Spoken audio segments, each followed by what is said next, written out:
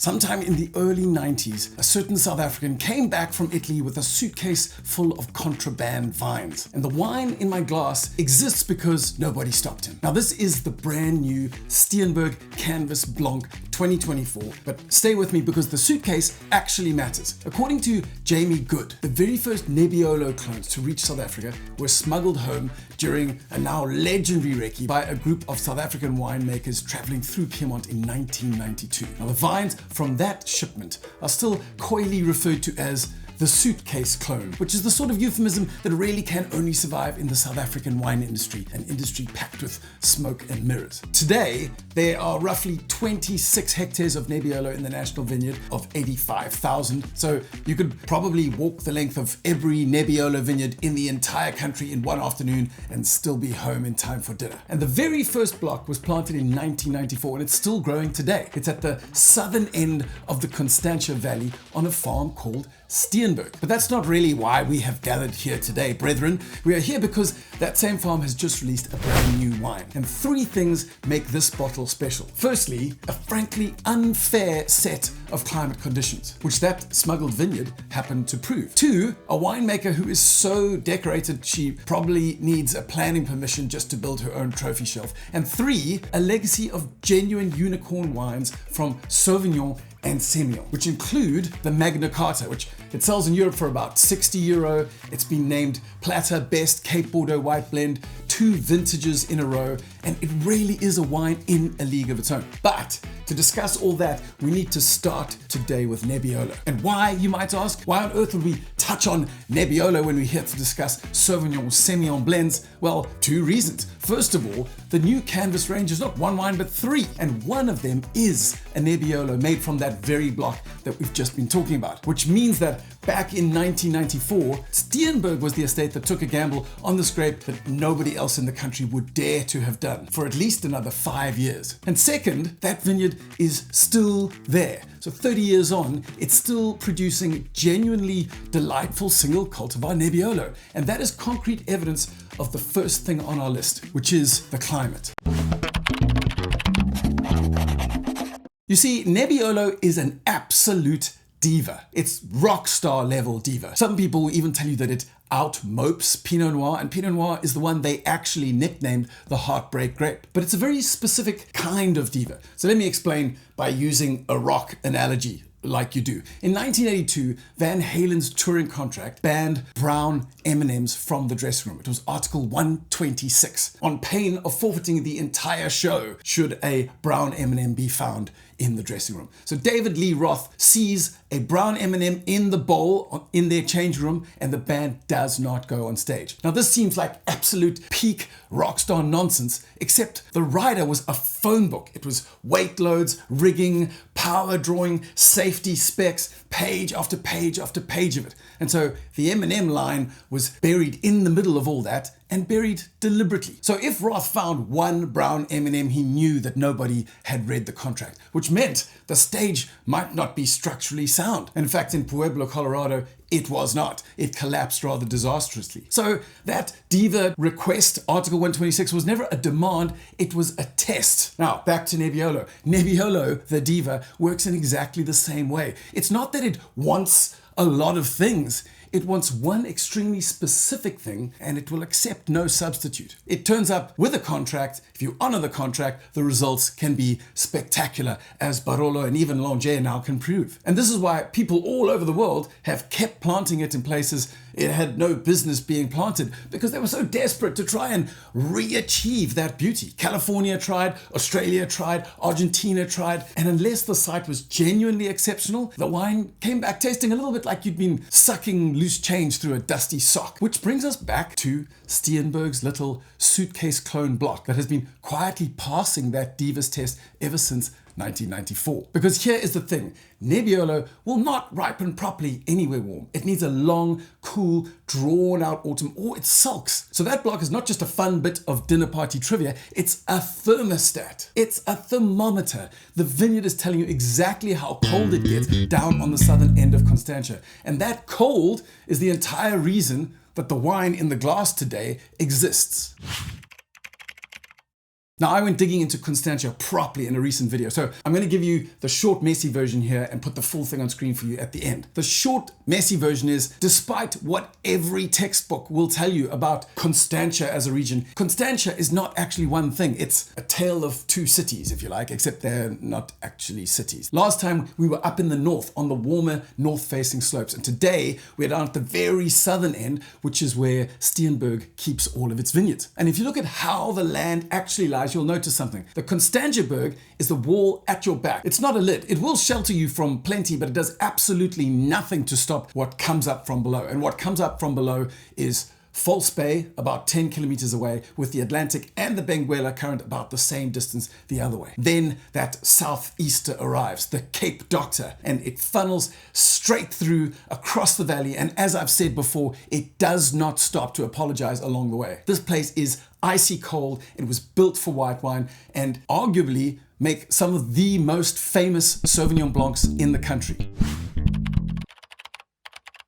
So we've described the site of Steenberg and Klein Constantia and Southern Constantia as a whole. So that's the site. Now we need to describe the person, because the wine does not happen without her. The winemaker is Elunda Basson, and she did not come up through a quaint little career in boutique winemaking. She spent 8 years making red wine at Nebbiolo, which is one of the largest and most precisely run cellars in the country. They have as many spreadsheets as they do cooling bins. And she then went to J.C. Leroux and to Pongratz making Cap Classique. And Cap Classique is about as far from romantic vibes in this industry as you can possibly get. You're running a second fermentation inside a sealed bottle at roughly 6 times atmospheric pressure. So if you get your numbers wrong, you don't get a slightly disappointed wine. You get a Darwin Award from a glass shard to the jugular. Now, Steenberg brought her in for exactly 2 things, sparkling wine and Sauvignon Blanc, because Elunda Basson is also the chairperson of the Sauvignon Blanc Association in South Africa and has been since March 2025, which means she almost certainly has loads of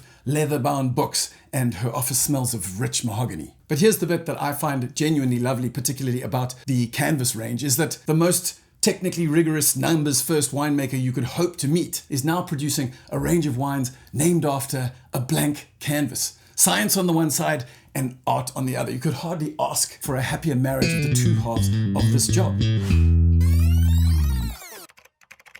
Bordeaux figured this out a very long time ago. Sauvignon Blanc on its own is a shouter. It's all nettles and grapefruit and opinions, and it arrives at high volume and leaves before anyone has finished their sentences in response. Sémillon is the opposite. Sémillon is the friend who says almost nothing all evening, but somehow ends up carrying the room with their charisma. So it brings weight, it brings wax and lanolin, yes, like sheep's wool, and a sort of broad-shouldered texture. And it gives Sauvignon somewhere to stand. If Sauvignon has seen further than others, it is by standing on the shoulders of Sémillon, said someone. Now you put them together and you get what has become known as a Bordeaux white blend, which at its best is one of the great wines on the planet. So the tradition over there is Sémillon as lead singer with Sauvignon doing shoe-ops in the background. Now, Steenberg's flagship version of that idea is called Magna Carta. And I said earlier, it is honestly one of South Africa's most famous, most lauded, and most distinctive white wines. The one from the very top of the show. And if you're serious about South African white wine and you have not had it, then you have a hole in your education and your CV. Because everyone here talks about Sardi, and we spend a lot of time talking about Malano, and they're very trendy in the Swartland. Meanwhile, the Magna Carta just quietly collects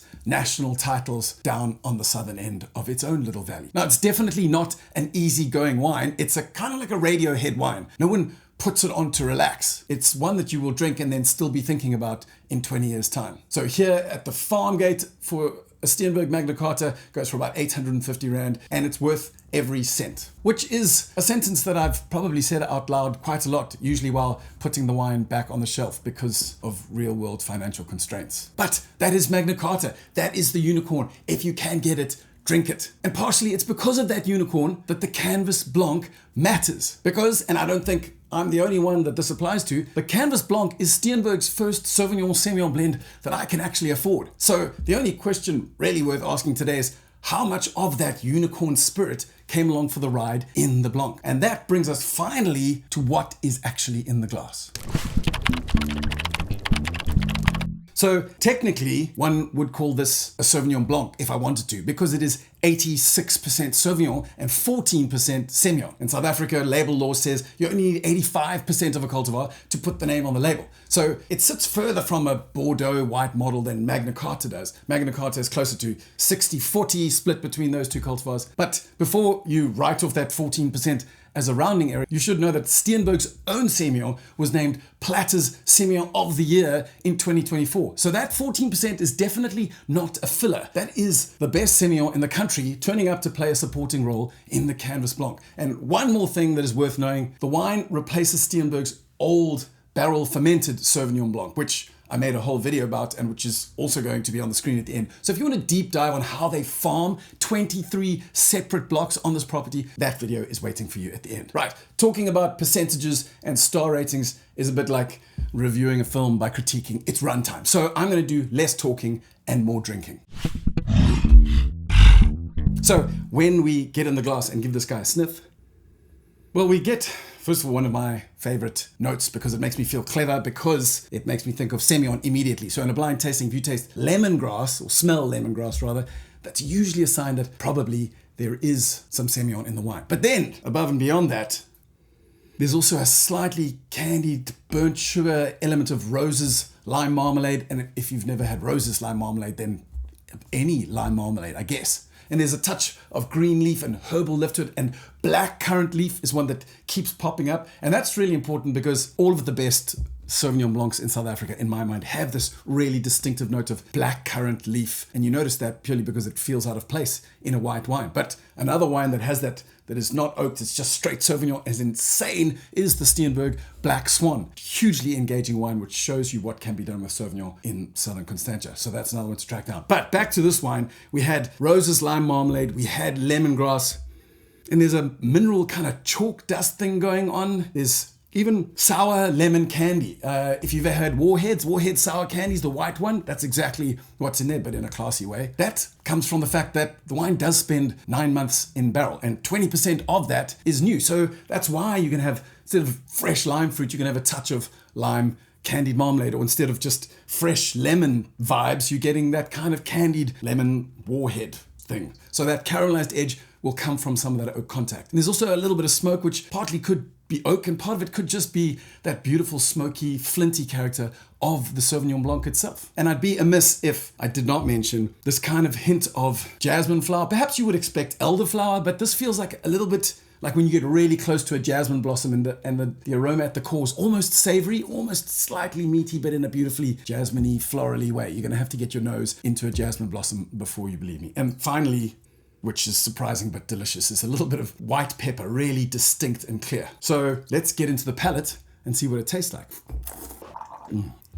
Well, just the way it hits you on the palate reminds me of one thing. If you're trying to get to grips with Sémillon in South Africa, you really need to know that, again, there are two very different styles. Franschhoek Sémillon is often a beast unto its own, and it's often got more stone fruit and peach and gentle and very textured, but it doesn't have this crazy, really more textbook lemongrass, green, leafy, quite bracing quality that the Constantia Sémillon has. So just bear those two in mind, Constantia Sémillon and Franschhoek Sémillon. But getting back to what's on the palate is, and it's what reminded me, is really there's just 3 registers of citrus. It's wildly layered while being very tightly compacted, concentrated in the citrus zone. So there is sweeter orange, beautifully ripe, beautifully articulate. You feel like you can see a little, almost like a water painting portrait of oranges.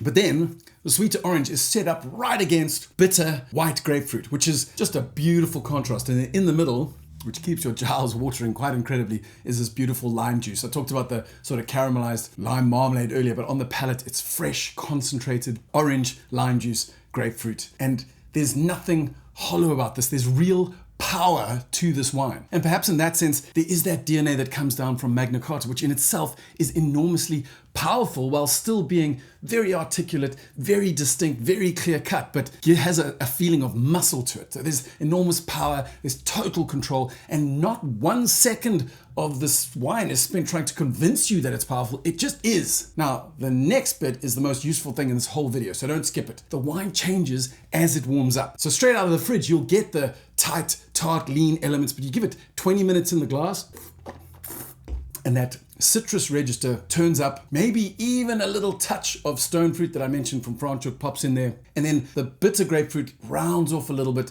and starts playing with the sweetness of the ripe orange. It's absolutely delightful at every single phase, but if you serve it at fridge temperature and then drink it all in 10 minutes, you're really only going to get a third of the wine because there are other phases that need to be revealed. The next thing is the texture. The wine really is waxy and broad, and if you're wondering where all that breadth comes from, it's not malo. There is not a single little iota of malo on this wine. Zero. I double checked with Elunda. So what you're feeling really is Sémillon doing its waxy lanolin thing. The fruit concentration you get because the vines are not over fruiting and you have slow ripening, more time for those volatile aromatic building blocks to develop in the grape. And then you've got barrel fermentation, which is adding the faintest tannic grip around the edges. And so it adds structure without adding butter. And then you've got that finish, which is tart and dry and pithy. The end of the wine feels a little bit like a corsage, like a little mini version of everything that takes all the elements of the wine, ties it up beautifully with a bow at the end. It's a twist of grapefruit pith, a touch of caramelized lemon, a little bit of jasmine, and a sprig of lemongrass,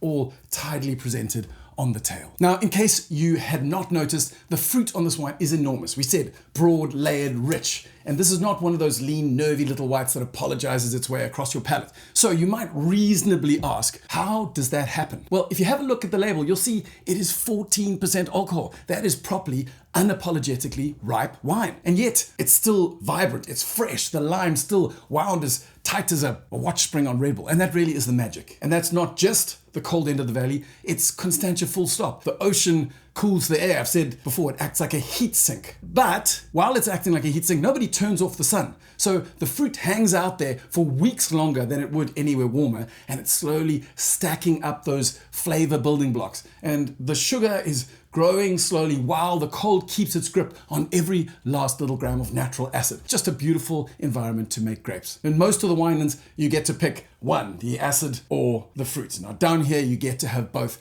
And this bottle is what both tastes like. So to answer our earlier question, how much of the amazing unicorn Magna Carta spirit managed to find its way into the Blanc? Well, to be honest, nothing I say is going to convince you either way. You really have to taste them alongside. But I would suggest far more than the price difference suggests. What I can tell you is that the site is the same, the hands are the same, the thinking is the same, and that is an estate speaking at volume at a point that most of us can afford. And somewhere on the hill is a ridiculous Italian diva still standing there in the fog, being difficult, being brilliant, and proving the entire point we tried to make about climate. So 2 points before you go. If you want to understand why the two ends of the small valley taste so completely different, the Constantia Glen video is left right at the end of this one. Start there and it will change how you buy Cape white wine. And if you want to go full nerd on how Steenberg farms this property block by block, the barrel fermentation Sauvignon video is below that. So until next time, stay curious and always drink niche.